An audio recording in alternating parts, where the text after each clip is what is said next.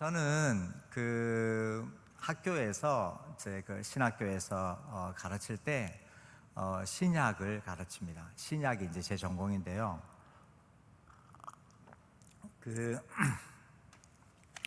오늘은 이제 거제교회에 와가지고 구약 말씀을 한번 나누려고 하는데, 제가 거제교회를 잘 몰라요. 물론 이제 거제교회는 아는데 거제교회의 구체적인 형편을 제가 잘 모릅니다. 그래서 어떤 말씀을 나눌까 생각하다가 그냥 제가 좋아하는 말씀 나누려고요. 그래서 제가 좋아하는 말씀을, 제가 좋아하는 하나님의 말씀을 우리 거제교회 성도님들도 좋아하면 좋겠다. 제가 좋아하는 이 구약 말씀 안에 담긴 제가 좋아하는 하나님을 거제교회 성도님들도 좋아하시면 좋겠다. 그런 마음으로 나누고 싶습니다. 여러분, 오늘 우리 목사님께서 읽어주신 성경 본문, 우리가 함께 본 본문은 유명한 이야기입니다. 아주 유명한 이야기예요. 그런데 저는 이 이야기가 너무 좋습니다.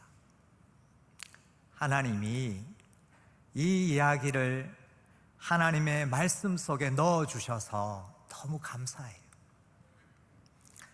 하나님이 아브라함의 잘난 것만 넣어주셨다면, 본토 친척 아버지 집을 떠나라, 그럼 그냥 떠나고, 네 아들 이삭을 바쳐라, 그럼 바치고, 만약에 이 이야기만 성경에 넣어주셨다면 그래도 저는 하나님 믿고 하나님께 충성했겠지만, 그러나 하나님이 아브라함의 이 못난 모습을 넣어주셔서 너무 감사합니다.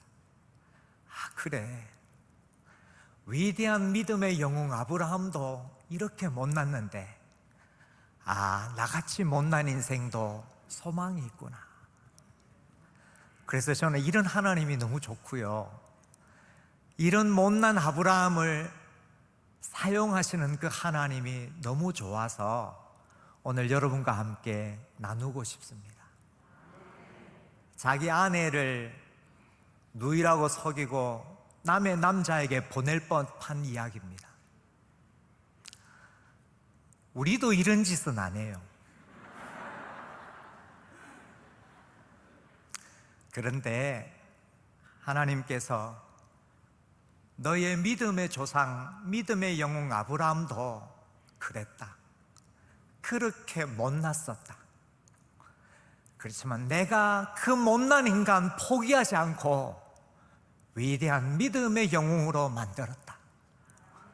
그러므로 너는 아브라함이나 이삭이나 야곱이나 소위 잘났다고 하는 믿음의 사람들을 바라보지 말고 그 못난 인간을 그렇게 잘되게 한 나 여호와 하나님, 그 하나님을 바라보아라. 이렇게 말씀하시는 것 같아서 저는 이 본문이 너무 좋고, 그래서 오늘 처음 뵙는 거제교회 성도님들과 함께 이 말씀을 나누고 싶습니다. 이게 오늘 주제인데 다 했어요. 다 했는데 이게 그렇다고 여기서 끝낼 수가 없잖아요. 그래서 지금부터 주무실 분은 주무셔도 되고, 또 목사님이 워낙 제 자랑을 해주셔가지고 5분 하다가 내려가면은 좀 그런 것 같아서 지금부터는 조금 더 추가적으로, 이게 오늘 본문의 요지가 이런데 추가적으로 조금 한 번 더 살펴보도록 하겠습니다. 여러분, 우리가 아는 대로 하나님께서 일찍이 아브라함에게 나타나셔서 땅을 준다고 하셨고, 자손도 준다고 하셨고, 복도 준다고 하셨습니다. 이 하나님의 약속의 말씀을 따라서 아브라함이 가나안 땅에 들어왔습니다. 그런데 오늘 본문 처음에 보면은 이 약속의 땅에, 하나님만 믿고 따라 들어간 땅에 기근이 찾아왔다고 합니다. 여러분, 오늘 성경 가지신 분들은 10절을 같이 한번 읽어볼까요? 오늘 본문 12장 10절 시작. 그 땅에 기근이 들었으므로 아브라함이 애굽에 거류하려고 그리로 내려갔으니 이는 그 땅에 기근이 심하였습니다. 이게 믿음을 따라서, 하나님의 말씀을 따라서 가나안 땅에 들어갔을 때 아브라함이 만난 현실입니다. 거제교회 성도 여러분, 하나님이 약속하신 인생, 말씀을 따르는 인생도 기근을 만납니다. 고통이 없는 인생이란 이 세상에 존재하지 않고요, 약속의 자녀인 그리스도인들도 고통과 마주합니다. 고통의 원인은 다양합니다. 내 잘못으로 인해 고통을 만날 수도 있고, 나와 상관이 없이 자연 환경이나 세상의 이치에 따라 고통을 만날 수도 있고, 또 내가 의롭게 살아서 악인들로부터 핍박이라는 고통을 당할 수도 있습니다. 아무튼 성경은 약속의 땅에도, 말씀을 따라 들어가는 땅에도 기근이 왔더라라고 말해주고 있습니다. 그런데 소위 믿음의 조상, 믿음의 영웅이라고 한 아브라함이 고통을 만나자 못난 모습을 보입니다. 지금까지는 하나님이 가라 하시는 대로 잘 따라왔는데, 이 약속의 땅에 기근이 찾아오자 그동안 감추어져 있던 그의 못난 모습이 드러납니다. 이것이 고통의 특징입니다. 고통이 오기 전에는 내가 썩 괜찮은 사람인 것처럼 보여요. 하나님 앞에서 경건해 보이고 사람들에게도 다정합니다. 아브라함도 그랬어요. 가나안 땅에 들어오자 오늘 본문 앞에 보면 계속 제단을 쌓고 하나님의 이름을 부릅니다. 예배를 잘 드렸다는 말이에요. 롯과 나머지 사람들을 잘 이끌고 다닙니다. 사람들에게도 잘해준다는 말이에요. 그런데 심한 기근이 찾아오자 못난 모습이 드러납니다. 이것이 바로 고통을 마주한 사람의 특징입니다. 고통이 오면 못남이 드러납니다.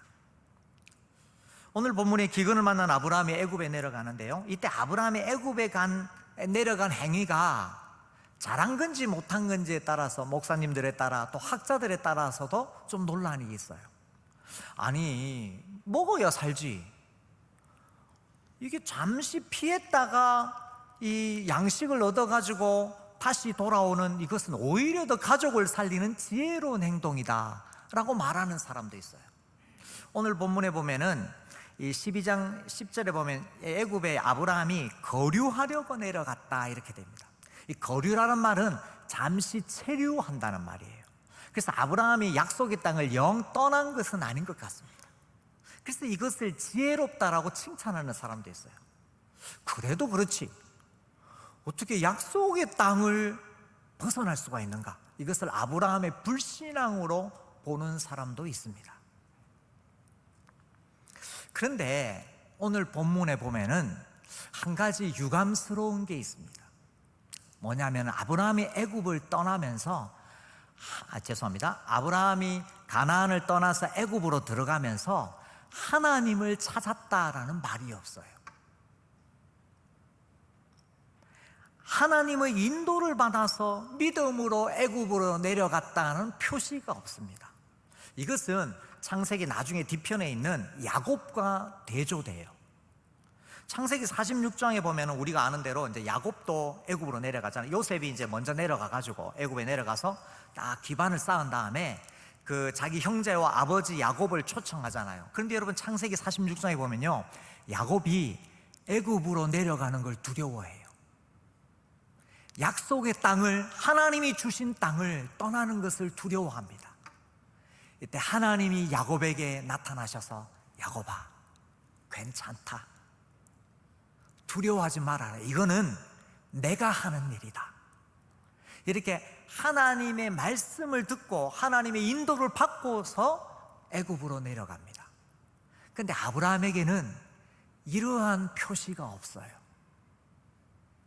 무슨 말일까요? 애굽에 내려가는 아브라함의 이 영적인 상태가 그렇게 썩 좋았던 것이 아니라는 말입니다. 아니나 다를까 이러한 영적인 상태는 애굽에 내려가서 자신의 아내 사례를 누이라고 속이는 비겁한 행동으로 이어집니다. 우리가 알다시피 사례가 아브라함의 누이인 것도 물론 사실이지만 자기 아내를 감추고 더군다나 그 아내가 다른 남자에게 갈 뻔한 것은 굉장히 못난 모습입니다. 그가 이렇게 한 이유는 두려움 때문입니다. 애굽에 대한 두려움, 세상에 대한 두려움 때문입니다. 여러분, 상태가 안 좋으면, 영적인 상태가 안 좋으면 두려움이 생깁니다. 가능성은 있지만 실제로 일어나지 않은 일을 상상하고, 그래서 상상이 두려움이 되고 두려움이 하나님보다 세상을 더 크게 보이게 합니다. 물론 두려움 때문에 우리가 하나님을 더 의지하기도 하지만 두려움이 지나치면 하나님보다 세상이 더 크게 보여요. 이게 영적인 상태가 안 좋을 때 나타나는 대표적인 두 가지 현상입니다. 하나는 두려움이, 두 번째는 하나님보다 세상이, 하나님보다 사람이 더 크게 보입니다. 애굽에 내려간 아브라함에게 바로 이와 같은 두려움이 있었습니다. 애굽 사람들이 사례 때문에 무조건 자신을 죽일 것이라고 상상을 합니다. 그런 일이 고대 근동사회에서 없었던 것은 아니지만 당연하게 일어날 줄 알고 두려움이 두려움을 낳고, 그리고 그 두려움이 사람이나 세상보다, 하나님보다 사람이나 세상을 더 크게 보게 하는 것입니다. 여러분, 절벽을 오르는 사람에게 가장 힘든 것은 절벽 그 자체가 아니라 절벽 아래를 내려다봤을 때 엄습하는 두려움이라고 합니다. 그 두려움이 생각을 마비시키고요, 몸을 떨게 합니다. 마찬가지로 아브라함은 심한 기근은 모면했을지 몰라도 두려움 때문에 하나님을 온전히 의뢰하지 못하고 분별 있는 생각도 못한 것 같습니다. 그래서 두려움 때문에 속임수를 택합니다.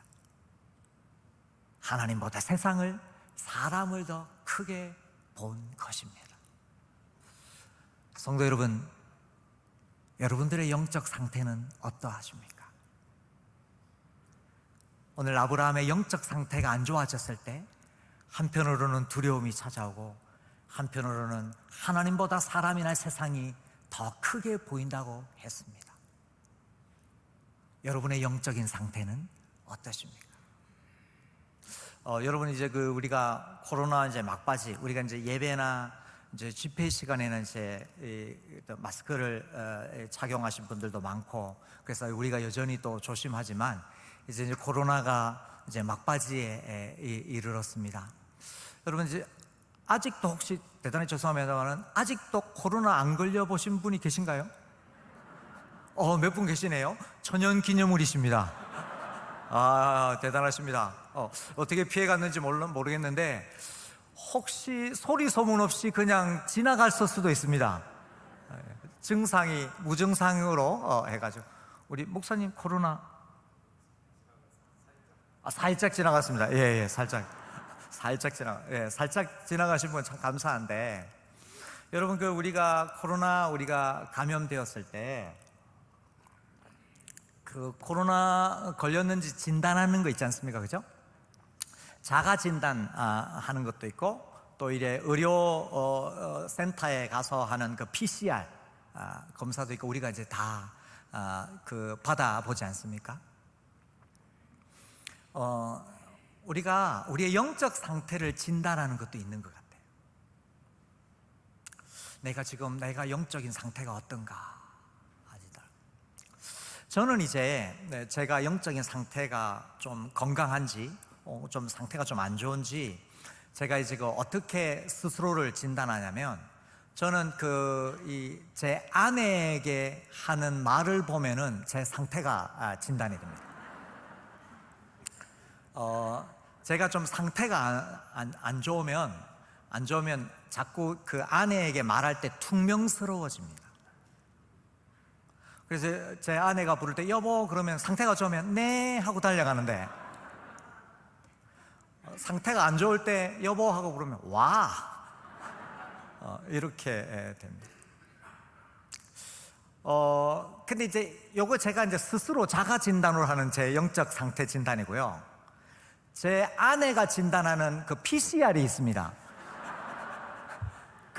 상당히 정확한데, 상당히 좋은데, 제 아내가 딱 보니까 상태 안 좋네요, 뭐 이럴 때 있습니다.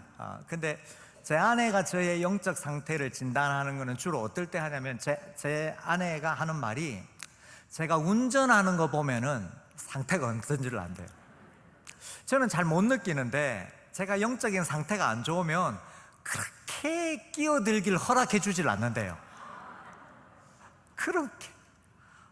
그래서 웬만하면 허락하죠. 상태가 좋으면은 네 어서 오세요, 들어오세요 하고 끼어들기를 허락해 주는데, 상태가 안 좋으면 잘 허락해 주지를 않는다고. 오늘 주일 예배 나오신 성도 여러분, 여러분의 영적 상태는 어떠십니까? 여러분의 영혼은 안녕하십니까?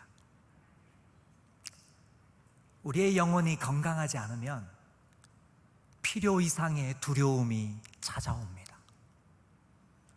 그리고 하나님보다 세상이 더 커 보입니다.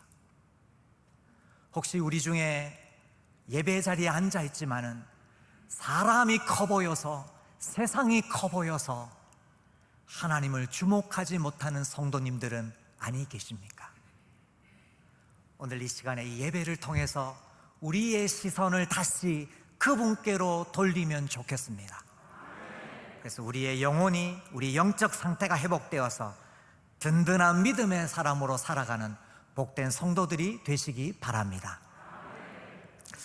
여러분, 이거는 원래 설교의 요지는 아닌데요, 간혹 가다가 제가 이 본문을 가지고 이제 성경 공부를 하거나 설교를 할 때 간혹 가다가 이 의문을 품는 분들이 계셔서, 제가 또 이제 신학교에서 성경을 가르치는 성경 선생이라서 거제교회 온 김에 잠깐 한번 언급을 하고 싶습니다.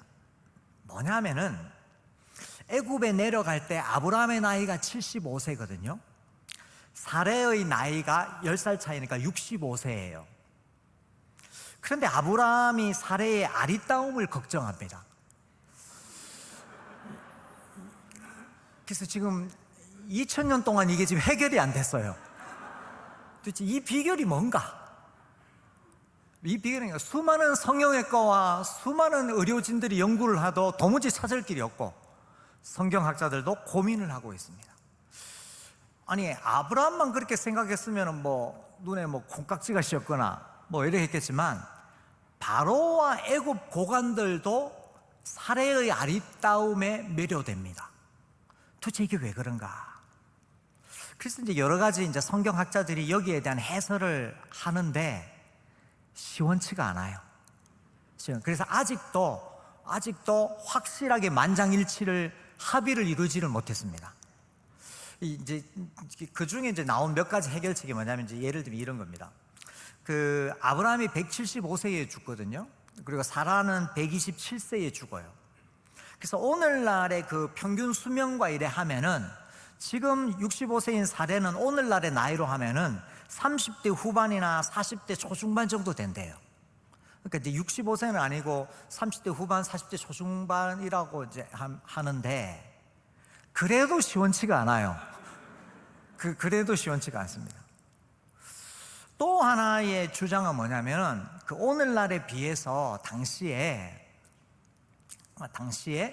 이 자연 환경이 월등히 좋고, 또 이 사례가, 그러니까 좋은 공기, 좋은 물을 마시고, 또 사례가 아직 출산과 육아를 하지 않았기 때문에, 그러니까 자연 환경도 좋고 출산과 육아를 하지 않았기 때문에, 어머니들 얼마나 그죠? 얼마나 덜 늦겠어요, 그죠? 이 자연환경이 좋고 출산과 육아를 하지 않았기 때문에 아마 여전히 아리따울 수도 있겠다, 또 이렇게 주장하는 사람도 있습니다. 또 다른 학설은 뭐냐면은, 고대 사회의 미의 기준이 다를 수도 있어요. 고대 사회의 미의 기준. 뭐냐면은 요즘도 여러분 나라마다 미의 기준이 좀 다릅니다. 우리나라는 워낙 서구화된 그 미의 기준인데, 저 북한 지역만 가도 북한에는 좀 그 통통한 분들이 아름답다고 이렇게 인정을 받는다고 그래요. 지금 몇몇 분들 북한 생각하시는 분 몇 분 보이는데, 우리나라가 좋습니다. 예, 우리나라가 좋아요. 그 예전에도 여러분 중국에 보면은, 중국에는 발이 작아야 미인이라고 그래서 발을 그 억지로 작게 만드는 이제 그런 것들이 있는데, 당시에 이제 이 학자들의 연구에 의하면 고대 근동 사회에서는 시력이 좋아야 아름다운 여인으로 인정을 받았다 그래요. 시력이 좋아야. 그래서 여러분 나중에 그 창세기 뒤에 보면은 그 29장에 보면 그 레아와 라헬이 나오는데, 거기 보면 성경 표현이 이래요. 라헬은 곱고 아리따운데 레아는 시력이 약하더라. 그러니까 아리따움의 반대말로 시력이 쓰인 거예요. 이제 왜 그러냐면은, 이게 고대 근동, 중근동에는 여인들이 다 이 천으로 얼굴을 가립니다. 베일을 써요. 그러니까 이게 얼굴을 가려도 일상생활을 하기에 부족함이 없는 좋은 시력을 가져야 되거든요. 그래서 이제 시력에 따라서 미의 기준이 달라지고, 그래서 아마 이 사례는 시력이 좋지 않았을까, 이렇게 주장하는 사람도 있습니다.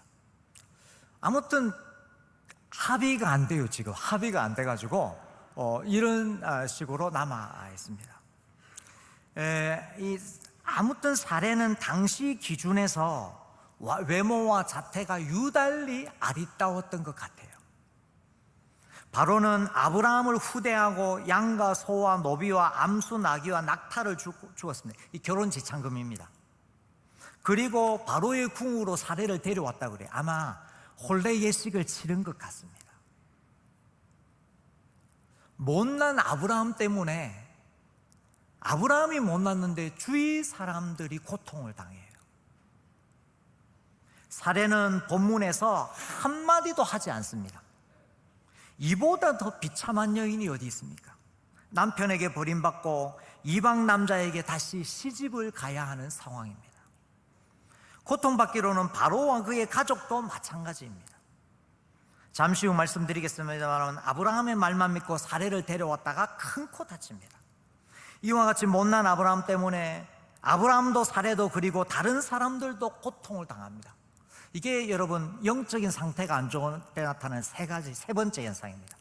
내가 영적인 상태가 안 좋으면 주위 사람들이 힘이 듭니다. 두려움이 찾아오고요, 하나님보다 사람이, 세상이 더 크게 보이고요, 나로 인하여 주위 사람들이 고통스러워합니다. 그런데 우리 하나님께서 이런 아브라함을 더 이상 지켜보고만 있지 않으셨습니다.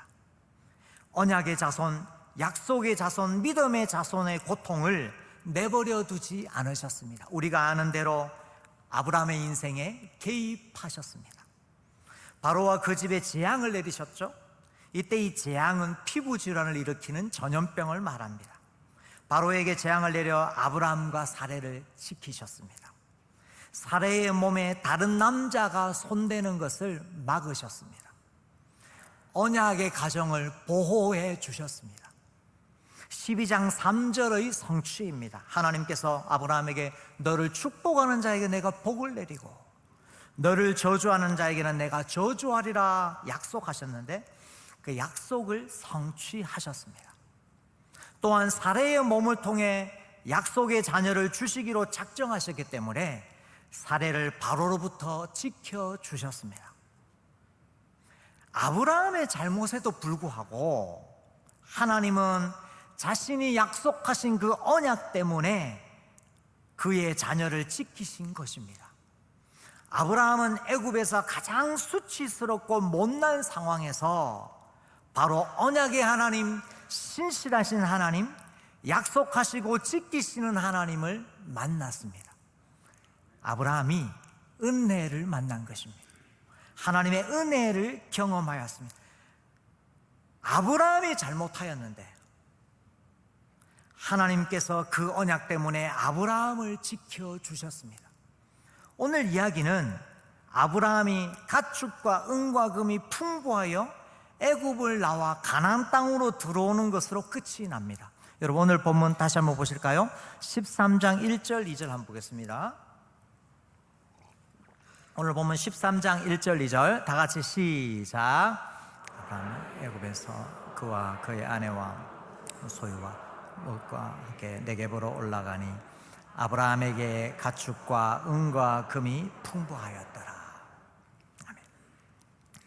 오늘 이것이 아브라함이 애굽으로 내려간 이야기의 결론입니다.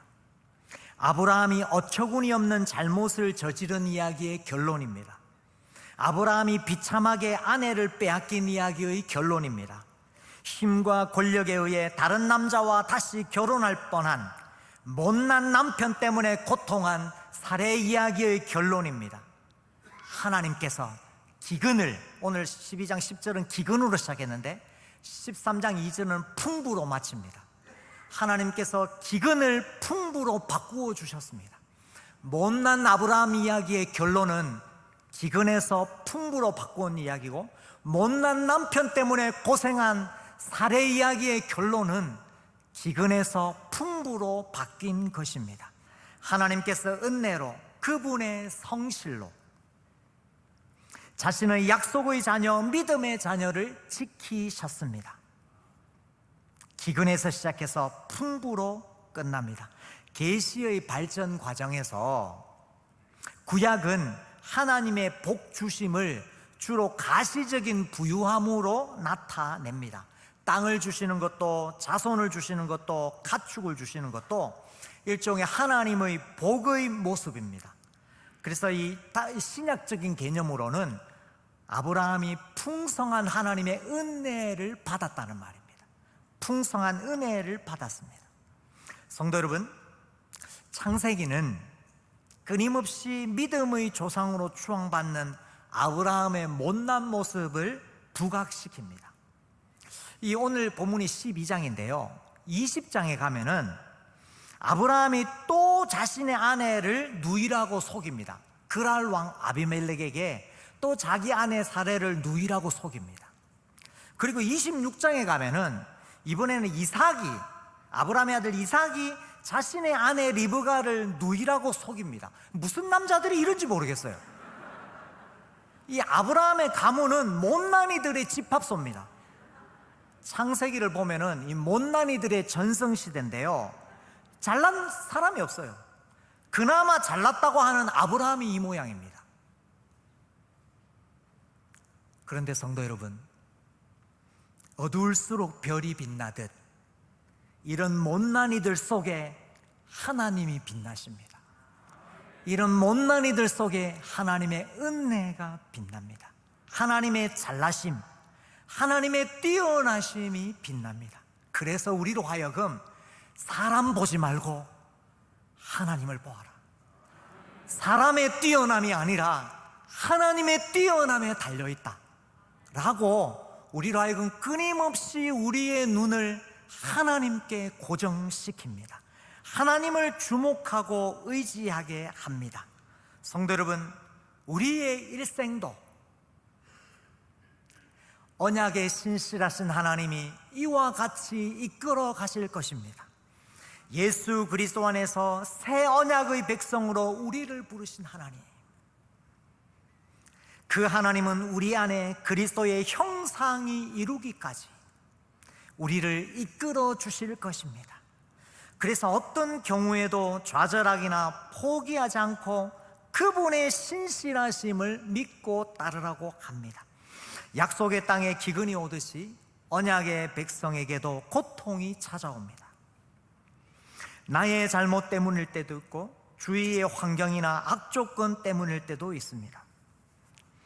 회개가 필요하면 회개를 하고 인내가 필요하면 인내를 해야 합니다. 그리고 무엇보다도 모든 상황 속에서 약속의 백성을 지키시는 하나님을 신뢰해야 합니다. 기근이 풍부로 바뀌듯이 못난 우리가 영화롭게 될 것입니다. 성도 여러분, 이런 하나님을 바라보지 않으시겠습니까? 이런 하나님을 바라보면서 못난 나를 바라보지 말고, 못난 사람 의지하지 말고 하나님 의지하는 복된 약속의 자녀 되시기를 주님의 이름으로 축원합니다. 아멘. 제가 웬만한 교회 가면 여기서 마치거든요. 웬만한 교회 가면 여기서 마치는데 앞에 우리 목사님이 워낙 제 자랑을 많이 해주셔가지고 좀 더 하랍니다. 목사님 한 5분만 더 해도 되겠습니까? 감사합니다. 여러분 5분만 더 하겠습니다. 허락입니까? 감사합니다. 상당히 좀 너그러우시네요, 성도님들이. 감사합니다. 우리 여기 오늘 그 선교 발대식 갈 우리 대학생들 조금만 참아주세요. 여러분, 오늘 이야기는 지금부터 제가 하는 그 다음 이야기하고 연결시켜야 완성이 됩니다. 오늘 이야기 다음에 또 다른 유명한 이야기가 있습니다.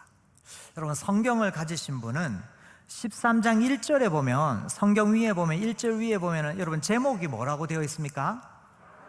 아브라함과 롯이 서로 떠나다. 이것도 유명한 이야기입니다.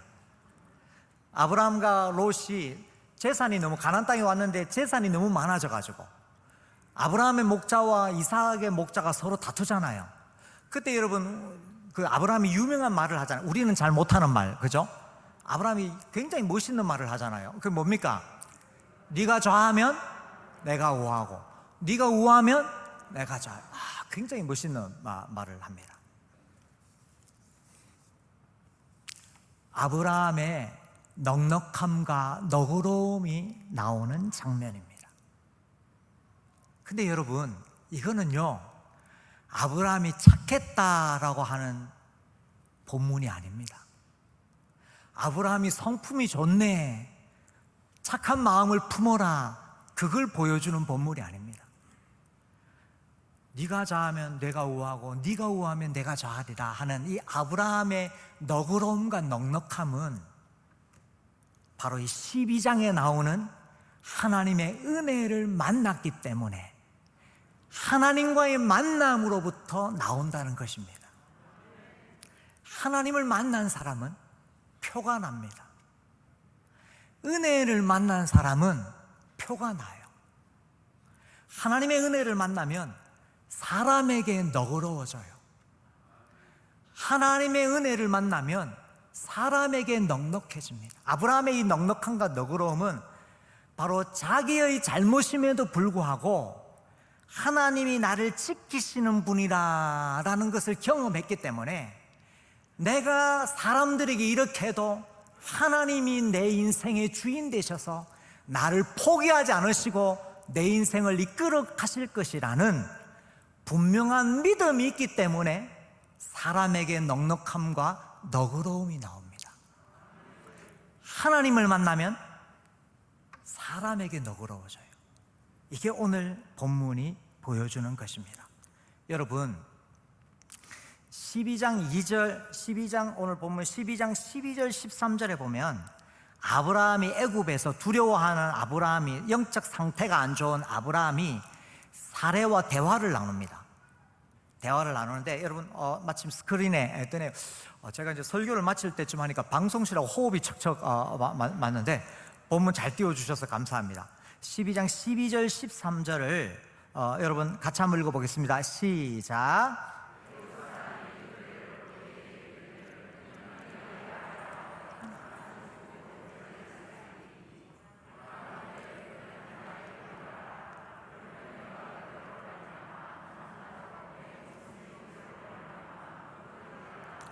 감사합니다. 그런데 여러분, 저는 이 본문을 이렇게 읽습니다. 다시 12절 띄워주실래요?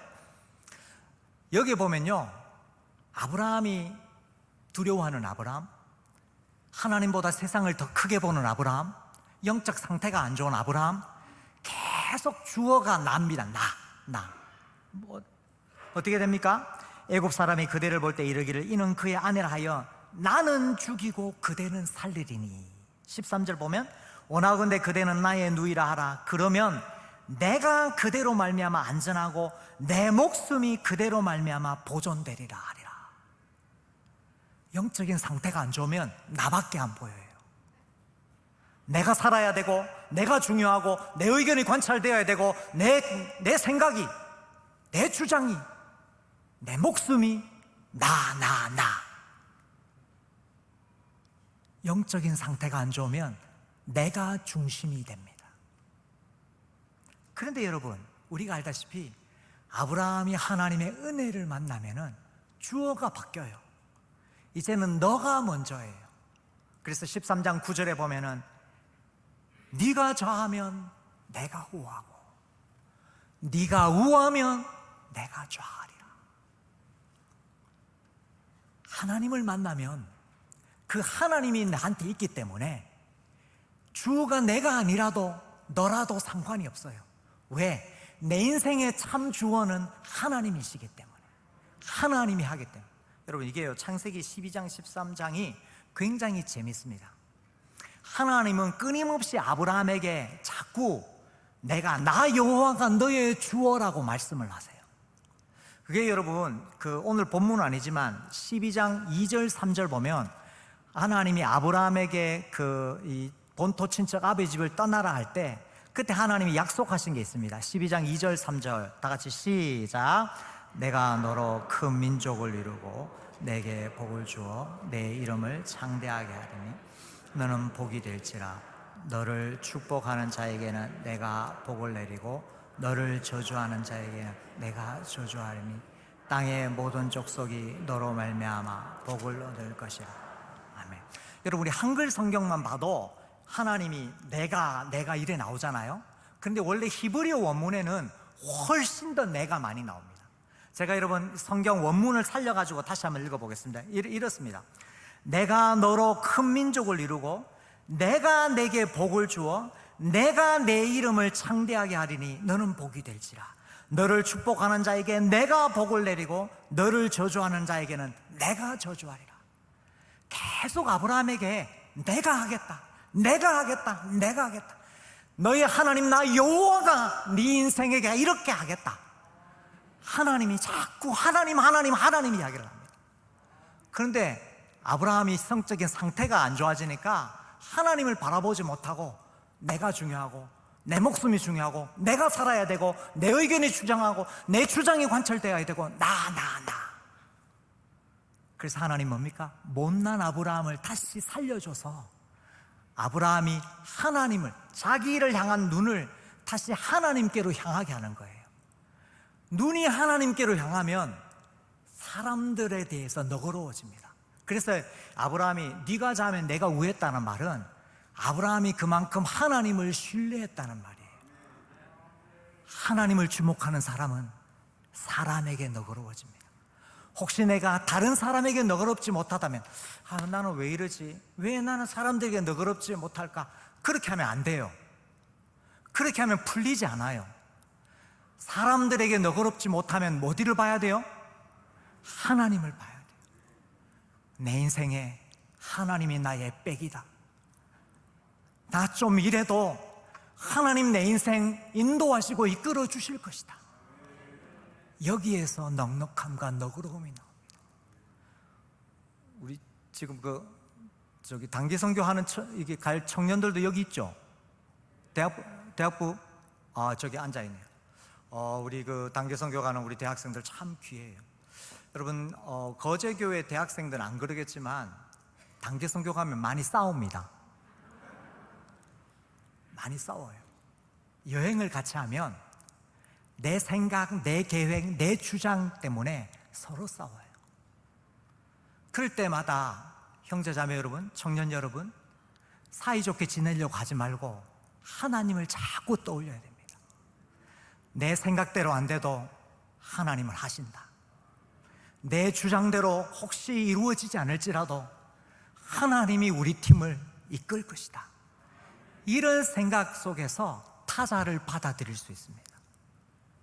하나님을 주목하는 사람은 나 중심에서 타자 중심으로, 다른 이 중심으로 바뀌게 됩니다. 아이들 글쓰기를 지도하는 선생님이 이런 말을 하는 걸 들었습니다. 어린아이들에게 글쓰기를 가르치는 선생님인데요, 아이들 이 글쓰기 실력이 향상되는 것을 어떻게 알 수 있느냐 하면 문장의 주어를 보면 안다고 합니다. 아이들에게 글을 써보라고 하면 제일 처음에는 항상 주어가 나라고 그래요. 내가 무엇을 했다, 내가 어디를 갔다, 나는 이것을 좋아한다, 좋아하지 않는다 등등. 근데 이것이 성장하지 않고 심하게 되면은 자기 사랑을 넘어서 자아 도취, 이 나르시시즘에 빠진다고 합니다.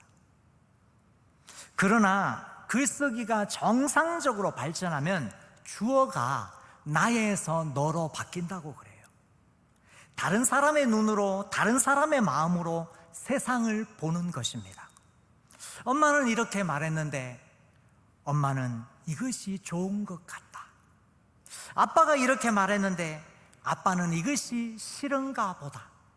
동생이 이렇게 말했는데 동생은 아마 이것을 하고 싶은 것 같다 등등. 이렇게 다른 사람의 입장에서 생각하고 느껴보는 것, 그래서 주어가 나에서 너로 옮겨가는 것, 이것이 성장이라고 합니다. 근데 신앙의 원리도 이와 비슷해요. 하나님을 신뢰하는 사람은 주어가 바뀝니다. 나에서 너로, 네가 좌하면 내가 우하고 네가 우하면 내가 좌하리라. 성도 여러분, 오늘 본문은 이것이 은혜 받은 자의 특징이라고 합니다. 구역 안에서도 김 집사님의 생각이 좌하면은 내가 먼저 숙이고, 이 집사님의 생각이 우하면은 또 내가 먼저 숙이고, 그래서 우리에게는 하나님만 바라보는 거룩한 공동체, 이것이 바로 은혜 받은 자의 공동체고 은혜 받은 자의 교회입니다. 저는 거제교회를 잘 모릅니다. 그러나 제가 좋아하는 하나님이 우리 거제교회 성도님들이 좋아하는 하나님이 되셔서 못난 자신 의지하지 않고 하나님만 주목하여서 그 하나님 때문에 서로에게 넉넉하고 너그러운 복된 믿음의 공동체 되시기를 주님의 이름으로 축원합니다.